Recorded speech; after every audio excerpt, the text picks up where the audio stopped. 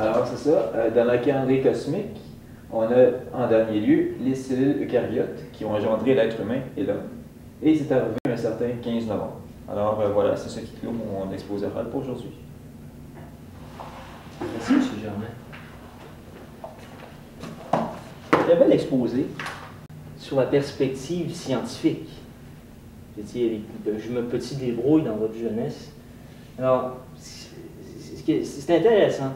Mais ce que je voudrais, ça aurait été vraiment l'homme, accentué sur l'idée de l'homme et la naissance de la philosophie. Parce que le cycle, bon, c'est important, l'origine du système solaire davantage, mais vraiment la portion importante, c'est à partir du 31 décembre, à la naissance de l'homme.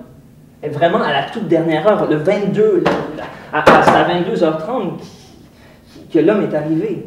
Bon, pardonnez-moi, je suis un peu en furie, là, mais c'est quand même ça. C'est important. J'aurais aimé ça que vous accentuiez davantage à ce sujet. Je vous remercie beaucoup. Merci. Bon, on va vous rappeler dans les prochaines semaines.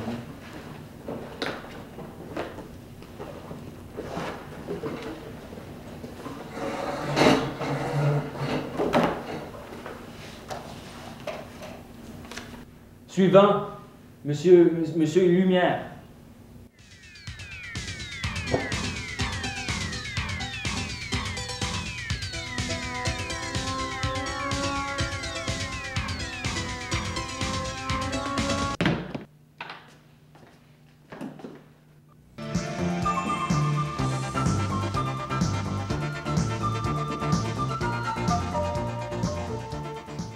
Bonjour, M. Palmassar.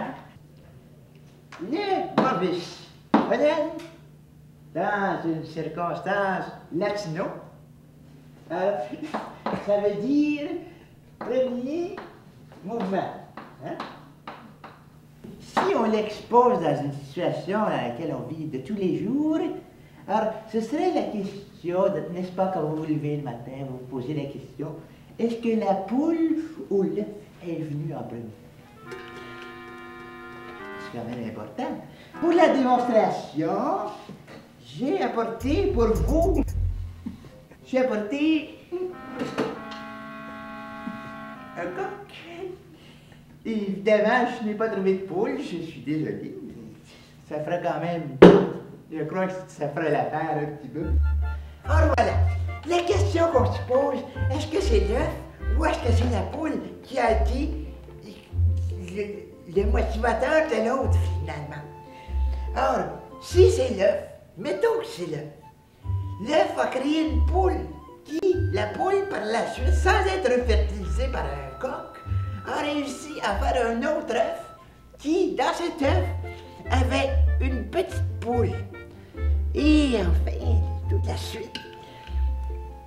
Dans le scénario contraire, nous commençons par avoir une poule qui a un œuf, qui, par la magie de la sélection naturelle, a réussi, sans batifoler avec un coq, à avoir un œuf qui a été fertilisé, donc qui est viable. Ensuite, cet œuf grandit, devient un coq. Or, ce coq baise avec sa mère et ensuite, dans des batifolades fredonnades extraordinaires, il réussit à faire des petits rejetons complètement mongols. Et puis, ça continue comme ça pour des générations à venir. Et puis, encore aujourd'hui, nous mangeons des œufs. Et c'est à se demander, finalement, qu'est-ce qu'on mange vraiment? Mais, toujours, est-ce que ça va toujours bien, M. Windelbruf? OK. Viens-en, là. Lève la poule, on a compris. On passe à autre chose, s'il te plaît. Là. On est à l'université, on n'est pas au primaire, Colin. Oui, d'accord. OK. Donc, je procéderai avec mon réel exposé qui me renverra dans les annales de la connaissance. Alors, j'ai juste apporté ce petit support. Je sais que vous n'aimez pas les suppléments, là, et tout. Là. J'ai apporté quelque chose pour vous faire passer plus agréablement le temps.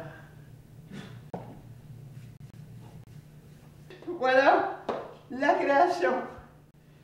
d'où part, si on parle de Dieu, hein? Dieu a créé le monde. Excuse-moi, je suis technicien. Je m'en vais pour le téléphone. Le téléphone, c'est juste là, monsieur. Hein? Une fois donné la première cliquenote, la première pichenote, il redevient un dieu oisif qui se tourne les pouces. Voyez, celui-là, il ne se fatigue pas beaucoup, encore ce n'est rien que de donner le premier impétus. C'est dans les modèles mathématiques qui sont ceux de l'astrophysique contemporaine. Parce que c'est bien un peu d'évoquer une rupture de symétrie, la rupture de symétrie, qui invoque la cosmologie de l'astrophysique contemporaine.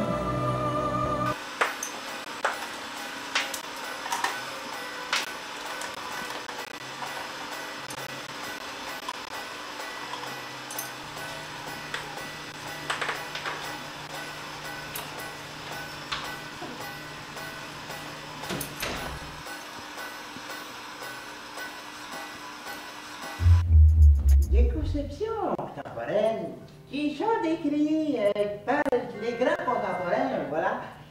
Sur la divinité, le modus ponens sont, je peux citer un exemple. Excuse-moi de te déranger, là. C'est bien intéressant ce que tu dis. Je trouve que c'est bien intéressant, mais c'est que là, on ferme. Là, il va falloir que tu arrêtes parce que là, on va fermer l'université. Vous pouvez pas faire ça? C'est ce qu'on fait. C'est le choix, parce que là, c'est le couvre-feu, là, il est 6 heures. J'ai presque fini. Est-ce que je peux finir? Non. OK. Donc, l'état géologique dans la construction contemporaine, très important. Bon. Alors, la généalogie cosmique de la création. Si on parle d'une échelle de besoins fondamentaux, dans une structure plus ou moins structurée, le monsieur Robert ici en serait très d'accord de discuter du fait de